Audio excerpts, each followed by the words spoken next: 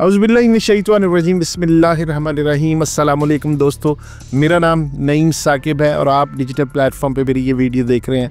आपसे गुजारिश है कि आप इस चैनल को ज़रूर लाइक कीजिएगा, वीडियो पे अपनी राय का इजहार ज़रूर कीजिएगा, शेयर और फॉलो करना मत भूलिएगा। अच्छा दोस्तों, एक शेर से आज के टॉपिक का आगाज़ करूँगा। एक शेर है जो बचपन में हम पढ़े थे। वो शेर कुछ यूँ था कि अजब दुनिया का हाल देखा, कमाल ही को जवाल देखा, लुत्फ़े राहत जो उठा चुके हैं उन्हीं को पुरमलाल देखा। यानी अजब दुनिया का हाल देखा, कमाल ही को जवाल देखा, लुत्फ़े राहत जो उठा चुके हैं उन्हीं को पुरमलाल देखा। ये आज का शेर फैज़ हमीद साहब के हवाले से मैं सुना रहा हूँ आपको। एक ऐसा ताकतवर शख्स जब वो बामे अरूज पर था तो वो उसके सामने कोई भी परिंदा भी पर नहीं मार सकता था। वो ऐसा डेस्परेट शख्स था, इतना ताकतवर था और इतना वो कह लें कि ना, जो एक तो होते ना रूटीन में नौकरी करने वाले लोग ऑफिसर्स, लेकिन वो उनसे बहुत आगे। वो उसकी जो ख्वाहिशें थी, उसकी जो काविशें थी, वो अपने आप को आर्मी चीफ तक लेके जाने की थी। आम सर्विस नहीं की, बड़े फौजी सर्विस करते हैं, आर्मी चीफ भी बनते हैं, DGISI भी बनते हैं, DGC भी बनते हैं, कोर कमांडर भी बनते हैं, लेकिन इतने डेस्परेट नहीं होते। इतने कह लें कि उनके अंदर जो अपनी ख्वाहिशात की तकमील के लिए वो इस तरह नहीं करते जिस तरह फैज़ हमीद साहब के बारे में कहा जा रहा है। मैंने देखा नहीं है, लेकिन कहा यह जाता है कि वो जो काम करना चाहते थे, किसी अफसर की अगर ट्रांसफ़र करनी है या उसकी ट्रांसफ़र हो गई है, उन्होंने उनको पसंद नहीं आया तो वो चार्ज भी नहीं देने देते थे, इस तरह के। और वो जिस पॉलिटिकल सिस्टम को पार्टी को दबाना चाहते थे दबा देते थे, किसी सेनेटर को जितवाना चाहते थे जितवा देते थे। सेनेटर आपको पता है कि PTA के पूरे नहीं थे, लेकिन उन्होंने पूरे भी कर दिए। उनके ख़िलाफ़ अगर तहरीक एतमाद आ रही थी तो वो भी उन्होंने बिल्कुल ख़त्म कर दी सेनेट में, लेकिन इलेक्शन है सॉरी। तो लेकिन मतलब वो इतना अपने इख्तियारात का इस तरह इस्तेमाल करते थे, बंदा उठाना पड़ा बंदा उठ गया, किसी को दबाना पड़ा डराना पड़ा डरा दिया। तो वो इस तरह का काम करते थे। उन पर जो चार्जशीट लगी है वो एक सीक्रेट एक्ट की खिलाफवर्जी, सियासी सरगर्मियों में हिस्सा लेना और इसके अलावा अपने इख्तियारात का नाजायज़ फ़ायदा उठाना फाइनेंशियली। जो एक हाउसिंग सोसाइटी के हवाले से उन पे इल्ज़ामात लगाए जा रहे हैं कि उन्होंने उनको ज़बरदस्ती उनसे कोई फाइनेंशियल बेनिफिट लिया।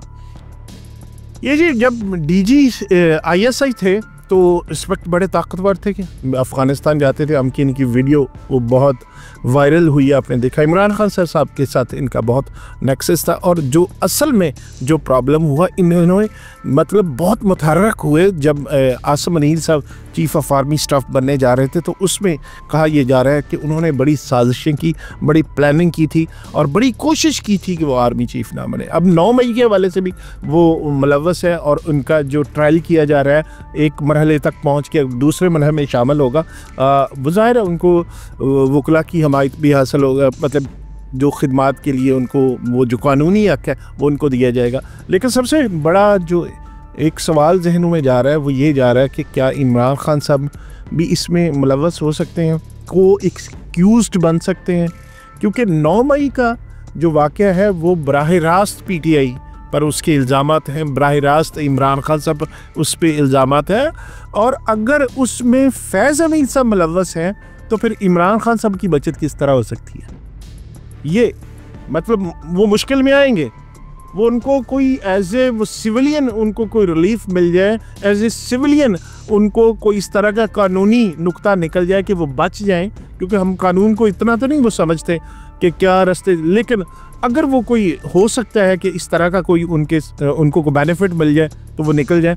लेकिन सूरत हाल थोड़ी सी ख़राब है PTI के लिए भी, और ख़ुसूसन 9 मई के हवाले से। अगर आप इस फैसले की और इन चीज़ों की टाइमिंग देखें, क्योंकि आपने देखा होगा कि बहुत दिनों से फैसल वाडा सब ये कह रहे थे कि फैज़ हमीद का फ़ैसला जो है वो 14 से पहले आ जाएगा। 14 तारीख को एक तहरीक सिविल नाफरमानी की एक तहरीक का ऐलान किया हुआ है, जिससे PTI के बहुत सारे रहनुमा हैं, शायद वो उससे कुछ भी नहीं है और ये शायद इस तरह कामयाब भी ना हो सके, क्योंकि बहुत मुश्किल है। जिसमें उन्होंने कहा कि जी ये रेमिटेंस बंद कर दें और मुतालबात किए हुए हैं कि 9 मई के और इसके हवाले से तहकीकात की जाए। अब अच्छा, इसकी टाइमिंग चेक करें। 9 मई के हवाले से मुतालबा है और 14 तारीख उसकी है, और ये फैसला आज आ रहा है और उसमें ये कहा जा रहा है 9 मई का डिसीजन तो कर दिया, तो तहकीकात क्या होनी है? जिन तहकीकात का आपने पीटीआई ने मुतालबा किया है, उस तहकीकात के एक एक्यूज को, एक विक्टिम को, जो एक एक्यूज को या एक मुल्ज़म को उन पे तो चार्ज शीट लग गई। अब ये फैसला आर्मी की तरफ से तो आ गया है। अब पीटीआई का, इसका मतलब ये हुआ कि पीटीआई का जो एक सिविल नाफरमानी की तहरीक चलाने का एक मुतालबा था वो तो ख़त्म हो गया। अब आ गया दूसरा मुतालबा। दूसरे मुतालबे में भी ये मसला बन गया कि अब उस पर तो अब ये नई एक चीज़ आ रही है। आज ख्वाजा आसफ साहब ने उसमें असम्बली में खड़े होकर कहा कि जो लोग मरे हैं, शहीद हुए हैं उसमें 26 नवंबर में, वो सारे गन्नापुर की गोलियों से, उनके गार्ड्स ने गोलियां मारी हैं, उनकी फायरिंग से शहीद हुए। तो अब दोनों पे ये उनका मौक़िफ़ भी आ गया। एक ISPR ने बयान जारी कर दिया और एक हुकूमत की तरफ से जारी हो गया। इसका मतलब है कि दोनों जो उनके मुतालबात थे उस पर अमल नहीं हो रहा। तो होगा क्या? अब वाडा साहब की मैं वही बात कर रहा हूँ कि जो उन्होंने कहा था कि ये बड़ी मुश्किलात आने वाली हैं, बानी पीटीआई की जान को ख़तरा है। मैं नहीं समझता कि कोई इस तरह का कोई एडवेंचर होना चाहिए। अगर कोई मुजरम है, मुल्ज़म है, उसको सज़ा मिलनी चाहिए। लेकिन इमरान खान साहब, इसमें कोई दो राय नहीं है, एक पॉपुलर पॉलिटिकल लीडर हैं, एक बहुत बड़ी फ़ैन फॉलोइंग उनकी है, तो उनको इस तरह, मतलब अगर तो वो उनका कोई कसूर साबित होगा। लेकिन आपको एक बात बताऊँ, फ़ौज में जो चार्जशीट होती है ना, ये इस तरह नहीं होती कि बंदे को पकड़ लिया उसके बाद तफ्तीश शुरू कर दी। फ़ौज में ये एक अपना मैकेनिज़्म है, और जो इस तरह के डिसिप्लिनरी अदारे होते हैं वो पहले पूरी तहकीकात कर लेते हैं, उसके बाद बंदे पे हाथ डालते हैं। उनके पास उतने एविडेंस होते हैं, उनके पास उतनी सबूत मौजूद होते हैं कि वो जिनकी बुनियाद पर, देखिए एक इतना बड़ा अफसर है, DGC रहे, DGIS रहे, कोर कमांडर रहे, तो फैज़ में सब ज़ाहिर है उनके लिंक भी होंगे, कोई जूनियर होंगे, कोई उनके फेवरेट्स होंगे, वो किसी के फेवरेट होंगे। तो वो इस तरह नहीं होता कि किसी इल्ज़ाम की बुनियाद पर या शक की बुनियाद पर या शुबे की बुनियाद पर, ये एक किसी की, वो कहते हैं ना, शिकायत की बुनियाद पर किसी को पकड़ लिया। ये नहीं है। ये पूरी पहले इतना टाइम देखें कितना टाइम उनको दिया गया, उसके बाद इनको गिरफ़्तार किया गया। इसका मतलब है कि सबूत और तहकीकात पहले की जा चुकी होंगी, पहले उन्होंने पूरे एविडेंसेस कलेक्ट कर लिए होंगे फ़ौज ने, उसके बाद उन पे हाथ डाला हो गया। अब ये सवाल पैदा होता है कि क्या 9 मई में, जो सबके जहनों में है, इमरान खान साहब या पीटीआई, अगर फैज़ हमीद का कोर्ट मार्शल हो सकता है या फैज़ हमीद को सज़ा हो जाएगी फ़ौजी अदालतों से, तो क्या इमरान खान साहब उसमें बच जाएंगे या इमरान खान भी उसमें इन्वॉल्व हो सकते हैं? तो उसका जवाब ये है कि लगता ही है कि अगर 9 मई की कोई साबित हो जाता है और वो अपना उसका दफ़ा नहीं कर सकते, तो जिसने इंस्टिगेट किया, जिसने मुलव्वस किया पॉलिटिकल सरगर्मियों में, तो उसको भी किसी न किसी हद तक इन्वॉल्व किया जाएगा। लेकिन हाँ, एक उनके पास है कि इमरान खान साहब हो सकता है, एक बड़ा मुश्किल है कि प्राइम मिनिस्टर रहे, उनका मिलिट्री कोर्ट में ट्रायल हो, तो कानूनन तो शायद हो सकता होगा, लेकिन इंटरनेशनली अगर देखा जाए तो थोड़ा मुश्किल भी नज़र आता है कि बड़ी जगह सही होगी पाकिस्तान की कि एक फॉर्मर प्राइम मिनिस्टर है, उसका हो रहा है इस तरह का ट्रायल। तो थोड़ा कानूनी तौर पे अगर ये ठीक भी हुआ तो थोड़ी पाकिस्तान में इसकी जगह सही भी होगी और शायद थोड़ा मुश्किल हो इसकी।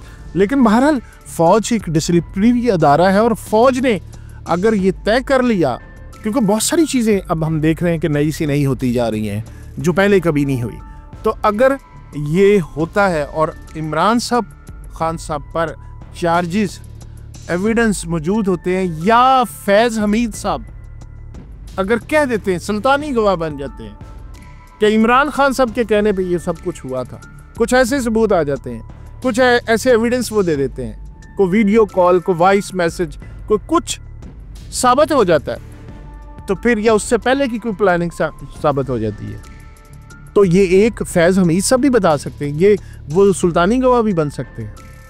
वो दे भी सकते हैं, तो फिर इमरान खान साहब के लिए बड़ी मुश्किलात पैदा हो जाएंगी और पीटीआई के लिए भी पहले बड़ी मुश्किलात हैं और मज़ीद मुश्किलात पैदा हो जाएंगी। अल्लाह करे कि एक पॉलिटिकल पार्टी है उसके लिए मज़ीद कोई परेशानियां ना हो, एक सिस्टम है चलता रहे, ये मुल्क चलता रहे, ये फ़ौज है। मैं हमेशा कहता हूँ कि हमारी ताकतवर फ़ौज है तो हम पाकिस्तानी बड़े आराम से सुकून से यहाँ बैठे हुए हैं। अगर जिन ममालिक की फ़ौज इस तरह नहीं है तो आपने उनका हाल देखा, शाम ने रिसेंट आपने देखा, लीबिया देखा, इराक़ देखा। इस सिस्टम के लिए दुआ किया करें, फ़ौज के जवानों के लिए दुआ किया करें और पॉलिटिकल हमारे जो लीडर्स हैं उनके लिए भी दुआ किया करें कि अल्लाह उनको हिदायत दे और एक पाकिस्तान में सही और अच्छी हुकूमत का।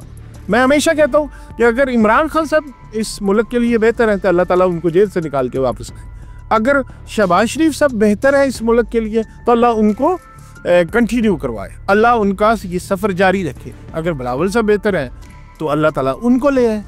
लेकिन ये अल्लाह ताला के मामलात हैं, अल्लाह ताला जानता है, हम तो सिर्फ दुआ कर सकते हैं। इसलिए बेहतर है कि हम बजाय इस तरह वो बहुत ज़्यादा किसी की हमायत में हम अपने इदारों को मलाइन करें, हम अपने इदारों के ख़िलाफ़ जो डिजिटल मीडिया पे बकवासबाजी करें, उससे हमें परहेज़ करना चाहिए, बल्कि दुआ करना चाहिए कि इस मुल्क के लिए जो बेहतर है अल्लाह ताला उसको इस मुल्क पर हमारे हुक्मरानों को या हमारे सियासतदानों को, यो हमारी इस्टेब्लिशमेंट है, उनको हिदायत देकर जो हमारे मुल्क के लिए बेहतर है अल्लाह ताला उनको हमारे हुक्मरान बनाए और इस मुल्क का जो नज़्म व नस्क है उनके हाथ में दे। अब तक के लिए इतना ही, फिर मुलाकात होगी। खुदा हाफ़िज़।